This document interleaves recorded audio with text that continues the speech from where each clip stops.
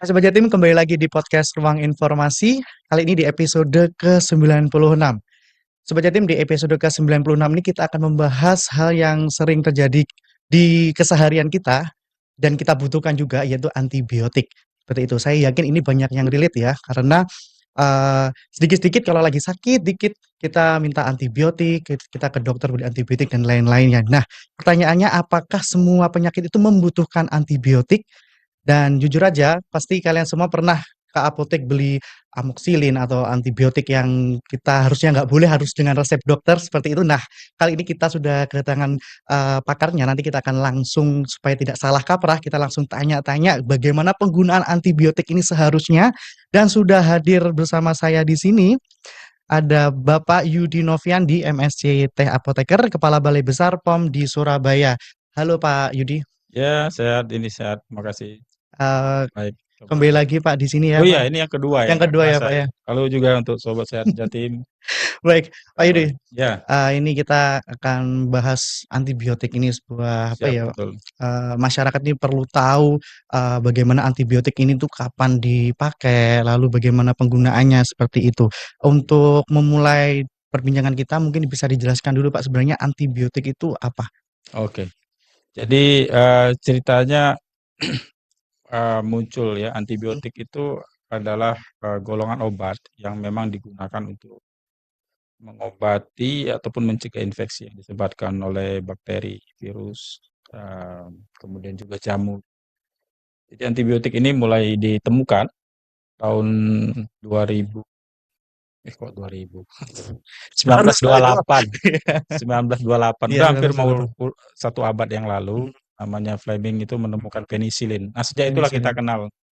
kenal istilah antibiotik. Jadi dia bekerja dengan cara apa namanya merusak permukaan sel dari bakteri, Hmm. kemudian juga uh, ada enzimnya yang memecah, merusak seperti itu.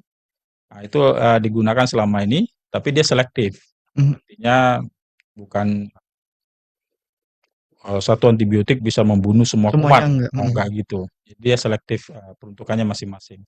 Saya kira itu antibiotik yang kita gunakan. Jadi yang maka daripada itu penggunaannya memang harus hati-hati.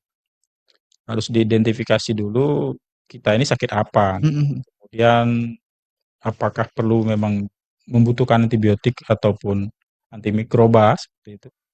Nah, untuk mendefinisikan sejauh mana kebutuhan ini memang perlu ahlinya. Makanya biasanya kita merekomendasikan untuk ya konsul lah ke dokter. Apalagi udah zamannya BPJS ini kan, tinggal datang nanti kan Bapak dokternya atau Ibu dokter udah tahu, udah bisa merekomendasikan apakah perlu atau tidak.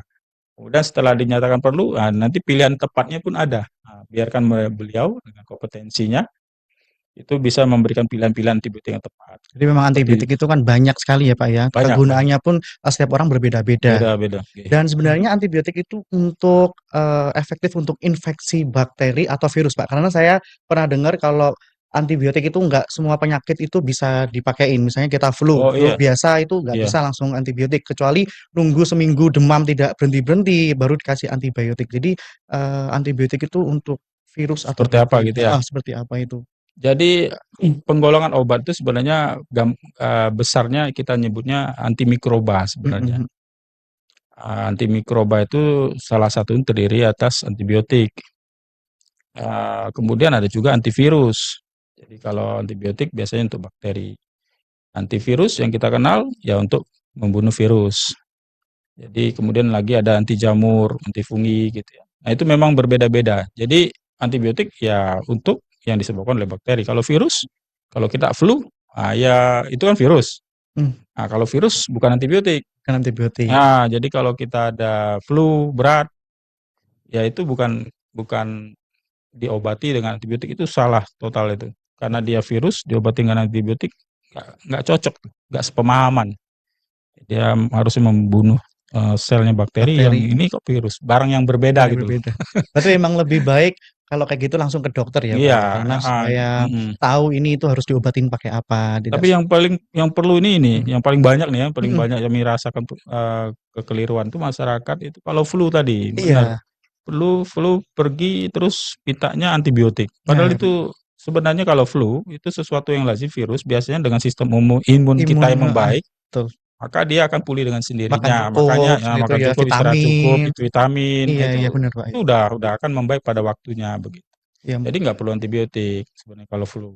Nah, boleh saya kesimpulkan situ ya, mhm mhm. nggak perlu antibiotik kalau flu sebenarnya. Ya mungkin Sobat Jatim kan banyak yang Mhm, kayak bingung ya Pak ya, ini sebenarnya aku butuh antibiotik atau enggak sih? Sebenarnya iya, antibiotik ini aku pakai kapan? Seperti itu. mmm, Karena tadi seperti disampaikan Pak Yudi, antibiotik itu berbeda-beda iya, penggunaannya. Sakit A, spesifik, sakit B, sakit C juga iya, kadarnya lamanya juga berbeda-beda. Memang ahlinya kita memang harus ke dokter iya, supaya jadi tahu. ditetapkan kan, Heeh, ditegakkan diagnosanya sehingga betul. tahu sumber penyebab penyakitnya apa, nah baru nanti pilihan obatnya akan diberikan yang tepat itu apa. Berarti antibiotik itu tidak dijual secara bebas ya Pak ya? Iya, makanya diklasifikasikan sebagai kita nyebutnya obat keras. Hmm, Jadi obat itu memang penggunaannya harus hati-hati, betul. ya salah satunya kalau memang kita menerima ya pengobatan dari dokter diberikan antibiotik, maka dia harus selesai, harus habis Mhm, sesuai dosisnya. Jadi walaupun kita misalnya sudah sembuh, merasa sudah sembuh, nah masih ada sisa 5 kapsul misalnya ya, mhm. itu nggak boleh. Di dalam prosedurnya untuk membunuh bakteri tersebut memang harus tuntas sebanyak dosis yang diberikan tersebut.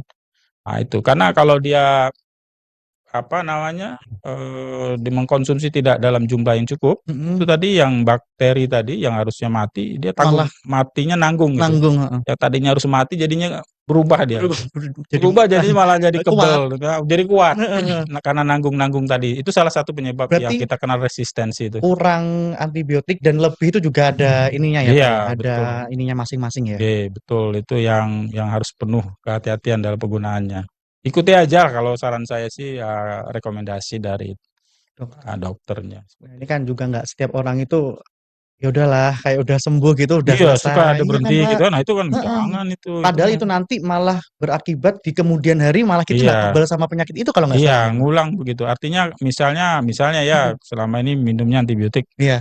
dokter kasihkan dosis rendah, misalnya 500 miligram, Mhm mhm. ya 2 kali sehari misalnya ya. Besok-besok dosisnya naik, karena yang sama jadi nggak Mmm, menghasilkan, efek yang sama begitu, tidak membunuh tidak bakteri ya, membunuh Pak secara ya? tuntas. Nah itu salah satu indikasi kita tuh mengarah kepada resistensi sebenarnya, itu. Jadi memang penggunaannya harus hati-hati. Itu poin penting ya, Pak, ya. Betul betul. Namanya antibiotik harus dihabiskan. Iya Apapun itu yang dikasih dokter itu iya harus dihabiskan karena takutnya di masa depan atau gimana kita nggak kebal sama penyakit itu malah ditambah dosisnya. iya, Banyak nanti waduh malah untuk frekuensi minum kan juga ada ya, mhm, Bapak, ya. Ada 1 kali 24 jam, ada 2 kali 24 jam, iya ada setiap 6 jam. iya seperti itu. Itu harus teratur juga ya, Pak, Teratur ya. juga tergantung dari, pilihan ya, diagnosa dan juga dosis yang diberikan, seperti itu. Nah, ini kalau misalnya pengalaman pribadi nih, Pak. Misalnya Mhm saya mhm makan makan jam 7 minum antibiotik. Jadi 2 kali 24 jam jadi 7. Jam mhm 7 malam ini saya lupa. Saya lupa Ini minum dapat dosisnya 1 kali 1 ya berarti, 1 hari eh, sekali ya? yang dua kali, Pak, sorry. 2 kali, pagi sore Pagi misalnya? sore ya, Nah, pagi yang sore, cuma yang sore lupa? enggak Ah, yang pagi lupa. oh paginya Yang pagi lupa? lupa ya, udah makan enak, kenyang mungkin Oh langsung langsung pergi? langsung pergi. Ingatnya Terus kapan? ingatnya, misalnya kalau 1 sampai 2 jam bagaimana? Oh Setelah ingat, setelah itu? masih nggak apa-apa? Tapi obatnya dibawa kan? Kalau misalnya Kalau dibawa dibawa dia iya, kalau nggak dibawa diminum segera. heeh, Nah, kalau nggak dibawa harus balik kanan tuh, ambil obatnya harus diminum, karena masih jarak waktu dari pemberiannya. Jadi mhm, memang kalau dia posisinya terlambat terlambat. katakanlah ya, lebih efektif untuk, diuber untuk diminum. Tetap diminum. Tapi kalau sudah Mendekati dosis kedua mendekati waktu minum yang kedua, sore, heeh. jangan didobel, karena Itu. itu overdosis. Nah, Oh, itu nggak juga boleh ya, nanti Pak. malah jadi resistensi juga karena Mmm, tiba-tiba kok dosisnya naik, naik. besok turun lagi. Nah, itu yang inkonsistensi itu lebih beresiko. Jadi gitu, caranya seperti itu. Ya tadi kalau cuma 1 jam, 2 jam, Masih nggak apa-apa ya, gosen dulu itu harus. gosen aja ya. Tapi kalau udah mendekati dosis kedua jangan Jangan, didobel ya, Pak, jangan ya? didobel, malah itu beresiko Ini lagi. kayaknya pengalaman saya Oh gitu ya? makanya saya tanyakan ke Pak Yudi. Oh iya. Oh, berarti memang ya udahlah nanti, hari esoknya dibenerin lagi jadwalnya ya, Pak, ya? Iya Mendingan seperti jadwalnya, itu, jangan didobel. Karena iya saya betul. mikirnya, "Aduh, pagi belum minum, apa saya minum dobel ya?" Kayak gitu. Baik, Mhm, jadi tetap itu tadi ya, Pak, ya, cara minumnya, lalu dosis anjuran dokter, lalu juga Iya, ini kepatuhannya ya Pak ya, iya, tidak boleh melewatkan betul. dosisnya, tidak boleh berhenti minum tadi Iya, sebelum harus tuntas waktunya, dia harus tuh. tuntas. Itu yang paling concern kalau tuntas itu sebenarnya ketika ada mungkin kenalan keluarga yang kena penyakit TB TBI paru, nah itu ya memang harus harus, dikawal itu. dan Bahkan itu lama ya dari Pak ya? ya sampai Setahu 6 saya. bulan. Bahkan dari Kementerian Kesehatan juga sudah menyiapkan program pendampingan. Jadi ada tenaga perawat, dokter nanti mengingatkan kalau memang si pasien itu sampai lupa. Itu yang paling berisiko resisten karena dosisnya kan panjang selama 6 bulan. Ketika dia berhenti di tengah waktu, Hmm, nah itu berpotensi pengulangan jadinya. Jadinya ngulangin makin lagi dari awal. jadi itu saking begitu pentingnya antibiotik itu harus dikonsumsi tepat waktu itu Tepat waktu. terasa sekali pada saat kalau ada keluarga yang seseorang yang cerita itu tadi TB paru. Kayak sebelumnya kita pernah pandemi COVID juga itu kan kita Ah ya, dapat itu kan ya Pak ya, apa, antibiotik juga yang itu jam 9, jam 12 itu harus tepat waktu seperti itu. Baik, tadi Bapak ngomongin resisten ya. ya. Nanti di sesi 2 kita ngomongin resisten karena itu, bentuk penyalahgunaan antibiotik. Nanti Hmm, kita hmm. akan bahas itu, Pak. Nah, sekarang saya mau bahas tentang efek samping, Bapak. Apakah setiap obat termasuk antibiotik ini punya efek samping kalau digunakan secara tidak benar? Ya, obat itu 11-12 dengan racun ya. Mhm, Jadi kalau dia dipakai dengan dosisnya adalah obat, dipakai dengan tidak dosisnya adalah racun. Racun dalam arti ini, kalau dia kurang dosis, jadi secara efektivitasnya tidak menimbulkan efek yang diharapkan. Misalnya kalau antibiotik bisa membunuh bakterinya. Namun kalau dosisnya berlebih yang seperti tadi, potensinya juga itu secara sporadis bisa membunuh saat itu, tapi potensi resistensi berikutnya itu malah lebih tinggi. Jadi banyak banyak dampak daripada obat, makanya mhm. obat ini peruntukan dosisnya ini relatif. Ada misalnya pertama dia tuh lihat umur kan biasanya berat badan, kemudian indikasi medisnya, kemudian nanti pengaturan-pengaturan itu berada terus sampai akhirnya meningkat terus. Nah ini memang secara kompetensi mungkin lebih tepatnya dokter yang menjawab Dokter. itu. Saya kira di sana akan tahu posturnya seseorang ini dosisnya berapa gitu. Maka antibiotik itu tidak bisa kita saling pinjam pakai gitu ya. Mhm, Saya mhm. memiliki gejala yang sama terus Saya minta obat. minta Bagi-bagi obatnya bagi-bagi ya, Pak? ya. Wah itu salah total itu. Itu mirip dengan yang tadi apa ya tadi itu. Oh itu salah itu betul-betul nggak boleh itu. Pinjam pakai itu nggak bisa dia harus tuntas begitu ya. Betul, betul. Nah, jadi seperti itu. Resistensi yang utama kalau ratusannya antibiotik itu larinya ke sana. Karena juga mungkin kalau salah penyalahgunaan antibiotik juga membunuh bakteri yang baik kan, di usus Oh nggak semua iya, bakteri jahat ya, Pak, ya? iya, babas deh semua kan Jadi jadinya. semuanya dilibas kalau salah. Iya, Baik, Pak Yudi, kita sekarang masuk ke AMR ya, Pak, ya, resistansi antimikroba. iya. Nah, kalau antibiotik tadi tidak digunakan secara tidak tepat, apa itu resistensi antimikroba itu, Pak? Jadi antibiotik adalah salah satu contoh obat antimikroba. Mhm, Obat antimikroba itu kita merujuk pada agen pembawa penyakitnya saja ya, ada bakteri, ada virus ya, ada jamur, sama satunya apa lagi? Bakteri, virus, parasit. parasit. Jadi ada istilahnya obatnya antiparasit, antibiotik, kemudian antivirus ya, anti jamur. Mhm, Nah, itu terklaster semua menjadi kita nyebutnya antibiotik, antimikroba. antimikroba. Jadi yang kita resistensi itu terhadap 4 itu, antibiotik adalah salah satunya. Nah, jadi resistensi ini akibat penggunaan yang tidak tepat tadi. Tidak sesuai dengan aturan pakai, Dosis. rekomendasi, ya dosis, sehingga menyebabkan bisa jadi sembuh secara sporadis dan itu bisa membuat atau juga tidak sembuh, membuat bakteri lah kita contohkan kalau paling gampang itu nyebutnya bakteri, itu bisa bermutasi, selain berevolusi, berubah, bertransformasi, berubah lah ya. Kekuatan dari kulitnya, penampang bakterinya. Bakteri itu kan ada kan kalau yang di film tuh ada Mhm, kayak gitu-gitu ya. mhm, Nah, kan betul. ada kulit. Nah, kulitnya itu kan kalau lama-lama dia bisa bisa menyesuaikan Mutasi dengan itu ya, bermutasi. Begitu juga cara dia merespon. Kalau kita sering dapat dosis yang barang yang sama, kemudian tidak sembuh dan diulang-ulangi, dan itu nanti lama-lama si bakterinya itu bisa mengeluarkan juga sesuatu yang bisa Menyerang. melawan si antibiotik. Menyerang antibiotik. Atau dia berubah diri. Mm, Jadi nggak dikenali sama sama antibiotiknya. antibiotik. Jadi mekanismenya banyak, ada 3 lebih kurang seperti itu. Jadi memperkuat jaringan luarnya, dia berubah bentuk. Mm-mm. Jadi siapa itu nggak Siapa kenal itu si gak kenal? antibiotik, kira-kira gitu ya. Oh, ya kali udah capek kali ya Sama antibiotiknya dia gitu. siapkan senjata yang lebih Iya. kuat daripada antibiotik. Jadi antibiotiknya pecah golongannya itu. Jadi seperti itu mekanisme dari kerja dari sistem eh, si mutasi daripada bakteri ini. Dan Bakteri. ini kalau tidak ada upaya lanjut ya memang akan begini terus. Jadi eh, memang sudah alamnya ya bahwa kita tuh tidak bisa membunuh bakteri itu 100%. 100%. Apapun obatnya. Itu aja. Jadi ada sekian persen itu nanti lama-lama kenalan sama yang lain, lama-lama dia berkembang terus, Berkembang, berevolusi berkembang. dan akhirnya nanti kita akan muncul lagi Obat yang lain. butuh lagi obat yang Mm, baru. Ini udah obat yang resisten, baru. butuh lagi. Dan sekarang ini posisi tahun 2026 Nah, ini, kali seberapa serius oh masalah ya, saat ini, Pak? ini sudah apa namanya laju pertumbuhan. Jadi untuk menemukan obat antibiotik itu investasinya besar sekali. Sudah nggak menarik sekarang ini karena jatuhnya lebih cepat resistensi daripada menemukan obat. Kegagalannya tinggi, lebih dari 90% gagal riset-riset di dunia ini.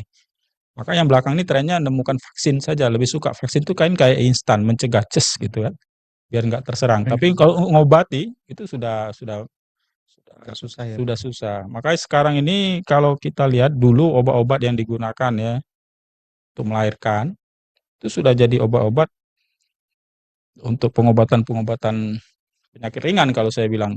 Jadi sudah 20 tahun ini sudah terjadi tuh. Sudah nampak kalau saya sebagai praktisi dan pernah pakai juga tahu ini dulu obat untuk melahirkan kok sekarang jadi obat untuk ISPA, Untuk iya infeksi penyakit-penyakit. saluran napas pernapasan atas. Seperti itu sudah tergeser. Bahkan nah ini juga tantangan kami dari BPOM. Kami menemukan juga ada indikasi obat-obat antibiotik yang terkategori sebagai reserve, cadangan. Itu yang obat antibiotik kelas tinggi lah yang di ujung, yang paling akhir itu sudah seharusnya diberikan untuk yang sudah betul-betul sudah nggak bisa lagi. Itu juga kami temukan di banyak sudah mulai ada yang mau minta itu tanpa pengawalan yang tepat dari itu. Udah beredar ya, Pak ya? Jadi peredaran sudah mulai marak juga ya kami lihat. Nah ini yang kami apa namanya mengajak, ayo sama-sama tenaga kesehatan, dokter, apoteker, masyarakat untuk Betul. peduli. Ya, jangan sampai pengabaian kita ini nanti berpotensi menyebabkan resiko resistensi. Risiko resistensi ini ada data dari WHO itu akan masuk di tahun 2050 informasinya. Jumlah yang sakitan atau meninggal dunia dikarenakan resistensi lebih tinggi jumlahnya daripada penderita kanker di tahun 2050. Gak lama lagi. Jadi nanti tahun 2050 itu banyak orang meninggalnya itu karena ada infeksi tapi nggak bisa diobati. Tahu penyakitnya dokter, tapi obat tuh nggak ada lagi. Nah itu kan parah. Itu. Bahkan ya kita lihat kanker udah banyak sekarang, tapi ini nantinya akan lebih banyak. Nah, yang kita bicara nih mau nanti baru kelihatan 25 tahun lagi. 5 tahun lagi ya. Baru tuh fakta-faktanya baru keluar. Nah, jadi kita ini lakukan sekarang ini adalah mengedukasi masyarakat Betul. untuk mengingatkan, tolong ini jangan gunakan antibiotik secara masif. Tapi bukan cuma di situ aja kok. Bukan cuma obat untuk manusia. Sebenarnya antibiotik itu masuk ke kita kan dari apa yang kita makan juga. Kabarnya di situ juga ada juga dari hewan-hewan itu kan digunakan juga. Faktor-faktor ya, Pak ya. Banyak faktor. Makanya jadi ini sebenarnya resistensi ini adalah isu internasional, nasional, dan pendekatannya harus holistik. Berarti dampaknya ini nggak main-main ya, Pak ya? Gak main-main. Dia di hewan kan kita tahu Betul. ada yang, tapi sudah baik, sudah ada perbaikan upaya untuk menekan penggunaan antibiotik di sana. Infonya ya saya nggak lihat langsung untuk mencegah biar si hewan-hewan nggak sakit. Oh, bisa antibiotik tuh setahu saya untuk ngobati ini untuk mencegah. Oh, jadi kalau dikasih itu dia tuh sehat. Sehat. Tapi ini perlu divalidasi ini. Saya Iya, bukan benar. orang yang kompeten. Ya kita validasinya. Tapi One Health System itu memang harus ada. Dari sana hewan, kami dari pengobatan manusia, ya, sama perikanan juga. Saya kira itu sama-sama untuk memastikan bahwa yang kita makan ini, yang masuk ke dalam tubuh manusia itu memang yang rata-rata adalah yang alami, seperti itu. Bagus itu kan gitu kan, yang alami, back to nature, ya Back to nature. bahasanya ya, kira-kira gitulah. Pokoknya yang penting tadi antibiotik nggak bisa dibeli sembarangan ya Pak ya, karena Ya, efeknya tadi kayak gitu. Lalu hmm. kalau memang minum antibiotik juga harus dihabiskan juga Oh kayak iya tadi. itu, betul. Jadi penyebab utama resistensi itu apa aja Pak tadi? Penggunaan tanpa resep itu tadi ya Ya, Pak? kalau dari segi manusia ini ya, Segi manusia? ini manusia ya, kita skip dulu yang tadi obat hewan, Mbak Mhm. itu ya. Yang menyebabkan resistensi itu karena penggunaannya yang tidak tuntas, salah satu. Kemudian penggunaan secara mandiri nih, yang tanpa Resep dokter. resep dokter ya, pokoknya pinter-pinter sendiri itu berpotensi. Tidak tuntas, kemudian juga Yang nanya ChatGPT ya? Hah? Yang nanya ChatGPT AI, Apa nanya tuh? aku minum ini boleh nggak kayak gitu? Oh, Nggak ke dokter tapi nanyanya AI. ya kan ada diagnosa itu kan ya nggak bisa lah Iya iya, ChatGPT karena kan ada diagnosa betul. itu melihat dari riwayat kesehatan sama hasil Betul. laboratorium harus pemeriksaannya dan dokter Mhm. baru bisa ketahui Baru ini penyakit. Kalau contoh ChatGPT berdasarkan gejala janganlah, tidak jangan itu tidak nggak recommended recommended. tidak recommended. Iya itu malah nanti absurd ya, Iya fatal itu, iya iya. fatal itu. Berarti Jadi penggunaan tanpa resep, lalu ya salah satunya kemudian yang tidak tidak tuntas. tuntas, tidak dihabiskan, Tidak dihabiskan, berbagi tadi juga berbagi. itu juga nggak dilarang itu. Sama yang lebih tepatnya juga ini peran dari nakes juga sih, kami mendorong Nah juga iya, untuk, memperkuat, maksudnya saya kan tadi bolak-balik menyampaikan ini menjadi kewenangan dari tenaga dokter ya, tentu juga mengharapkan dokter juga bisa memberikan antibiotik itu secara rasional, dalam arti memang untuk pemenuhan dosis penuh untuk sampai sembuh, dan memang mengukur apa namanya, kekuatan lah dari kekuatan pasien antibiotik. itu, jadi ibaratnya gini, kalau cuma mau bunuh penyakit yang ringan-ringan kan nggak perlu dikirim rudal kan ke Iya rumah iya. itu sampai rumah-rumahnya Enggak semuanya meledak, butuh juga ya Pak nggak, ya? jadi nggak perlu Mhm.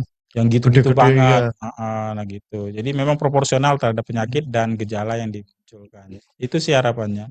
Berarti memang, tenaga kesehatan memberi Iya, diagnosa yang benar tenaga medis seperti tuh, itu. Lalu apoteker juga mungkin kalau iya. misalnya di apotek, "Mbak saya beli amoxicillin atau beli penisilin," kayak Jadi gitu, itu harus diedukasi dulu mhm, pasiennya dan dipastikan benar memang itu ada ya, kalau resepnya ya saran Pak? saya sih jangan ya. Mhm.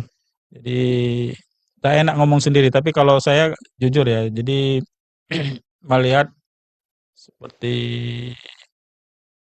ada apa namanya, ada kemudahan untuk dapat akses, memang saya akui ya, kami memang masih dalam pengawasan ini, menemukan cukup banyak nih outlet-outlet apotik yang melepaskan obat antibiotik tanpa resep ke pasien, tinggi, kalau Jawa Timur ini tinggi, Mhm.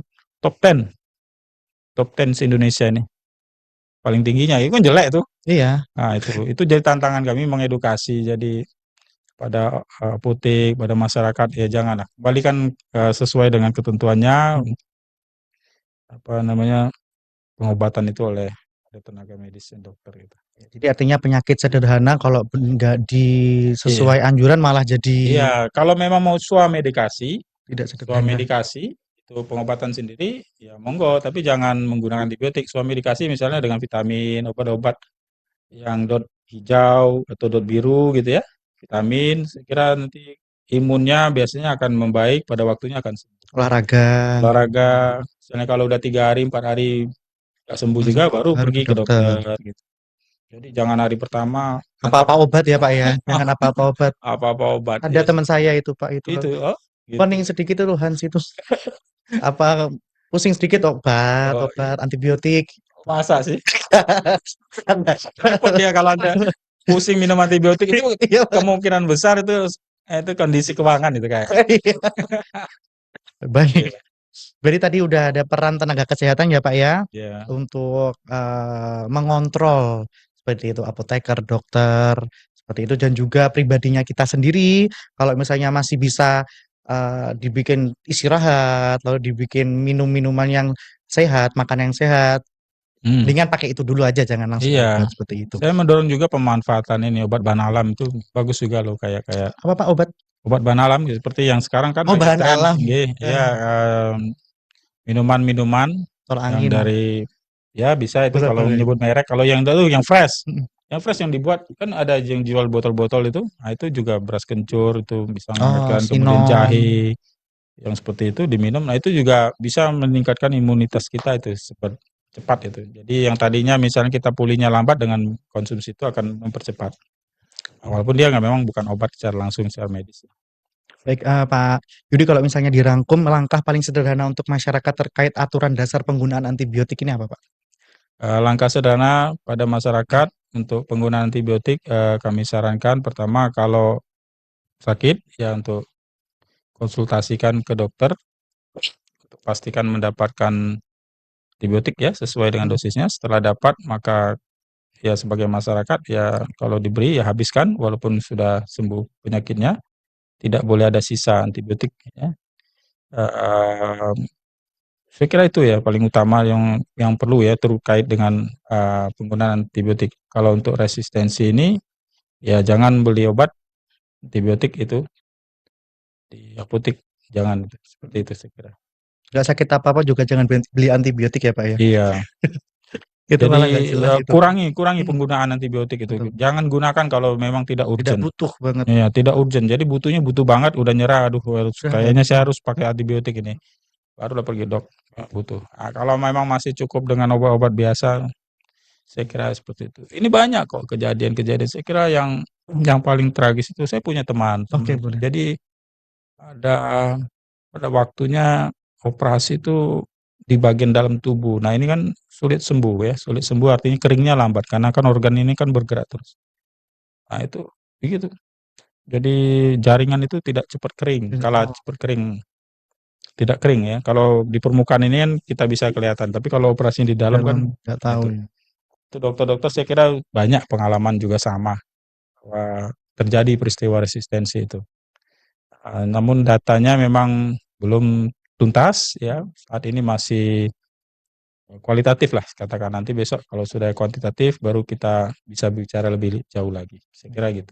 Pak Yudi, Hmm. lalu apa peran BPOM dalam mencegah resistensi ini, Pak? Ya banyak. Kami dalam sebagai lembaga pengawas itu yang utama ya, antibiotik itu sebenarnya kami sampling itu, terus kami uji untuk mengetahui apakah potensinya memang betul sesuai dengan dosisnya, itu harapannya seperti itu. Kemudian kami periksa sarana tempat dia buatnya, apakah dibuat dengan cara produksi obat yang baik ya atau tidak gitu ya. Ya harusnya sesuai kan. Kemudian didistribusikan juga dilihat rantai distribusinya jangan sampai disimpan di tempat yang enggak sesuai. Kemudian juga di sarana pelayanannya nih, kayak di rumah sakit penggunaannya, resepnya, apakah masuk juga di apotek, kita juga awasi apakah keluarnya dengan resep atau dengan tanpa resep. Apabila ada ketidaksesuaian kepada mereka tuh kita berikan surat peringatan ya, pemberitahuan dan memperingati, baik pada industrinya, pada distributornya, pada sarana pelayanan seperti rumah sakit maupun apotek, itu kita tegur. Kemudian juga kita melakukan pharmacovigilance juga, eee, pemantauan ya, antivirus terutama sekarang ini yang kita vaksin ya tentunya itu juga kita cek apakah ada efek samping yang kejadian tidak diinginkan itu terjadi, kita catat, kita report. Jadi banyak hal yang BPOM. Kemudian ini edukasi ini, Edukasi. nggih, secara terus-menerus ya kami sih mengharapkan juga edukasi ini bukan cuma BPOM, dari Kementerian Kesehatan, Kementerian Pertanian, dan dinas-dinas terkait juga bisa turun untuk bisa mengedukasi lintas sektornya masing-masing, untuk memastikan bahwa betul-betul penggunaan antibiotik itu ataupun antimikroba itu betul-betul di ujung-ujung ketika memang diperlukan gitu ya. Diperlukan. Kalau memang ada alternatif tidak menggunakan ya Nggak jangan usah. gunakan gitu. Apakah gaya hidup ini juga berpengaruh ya, Pak, ya? Dalam keseharian misalnya Gaya hidup antibiotik, mhm, gimana tuh kayak contohnya? Saya misalnya, bingung. mungkin misalnya kita telat makan lalu kita tiba-tiba drop seperti itu, lalu makanan yang tidak bersih seperti itu, lalu misalnya Hmm, radang tenggorokan, kan kayak gitu, Pak. hmm. Jadi apa kaitannya dengan penggunaan antibiotik apa resistensi? Kalau resistensi saya kira enggak ya, enggak terkait ya. Pola hidup ini tidak terkait dengan sampai dengan ke arah resistensi. Resistensi lebih utamanya pada memang asupan yang masuk dia terima ini apakah semua ini memang bersih ya, termasuk obat itu harus sesuai. Nah gitu lah. Kalau memang ikannya memang segar, udangnya segar, daging juga begitu, ayam juga begitu, begitu juga obat. Kalau memang semuanya bagus, insya Allah yang masuk ke kita ini juga akan bagus begitu. Jadi enggak, menurut saya sih kalau pola hidup enggak sampai Nggak seperti sampai itu, enggak seperti seperti itu. Mm-mm. Baik, Pak Yudi, ini mitos atau fakta, Pak? Antibiotik ini menyembuhkan semua penyakit?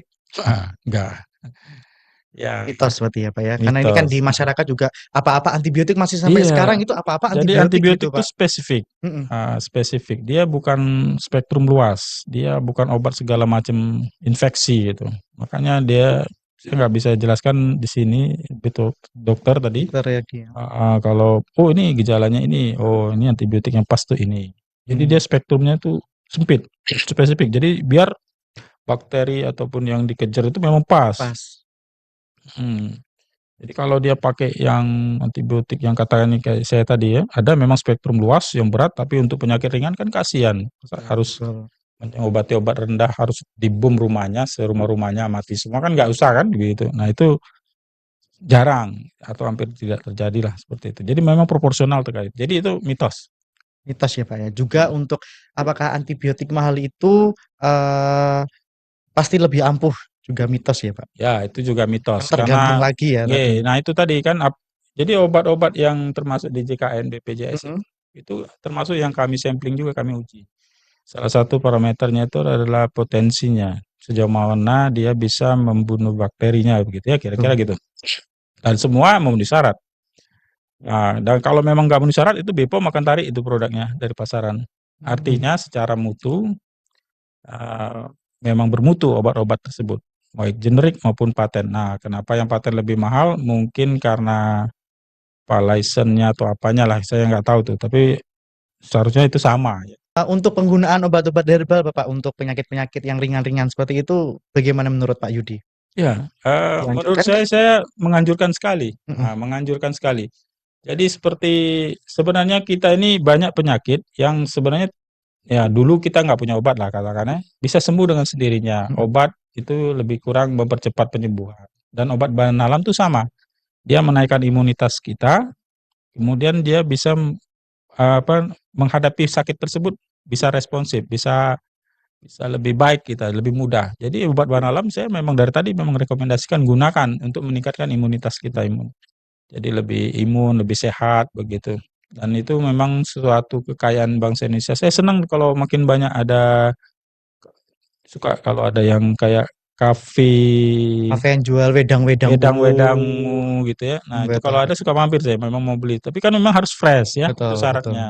Kalau dia udah lama, maka dia harus ada izin BPOM karena nanti takutnya malah tumbuh bakteri baru lagi Mhm, kan, betul bikin betul. mules-mules takutnya kan Iya, gitu. diare Nah, gitu. kalau fresh kan kita minum, itu memang bagus.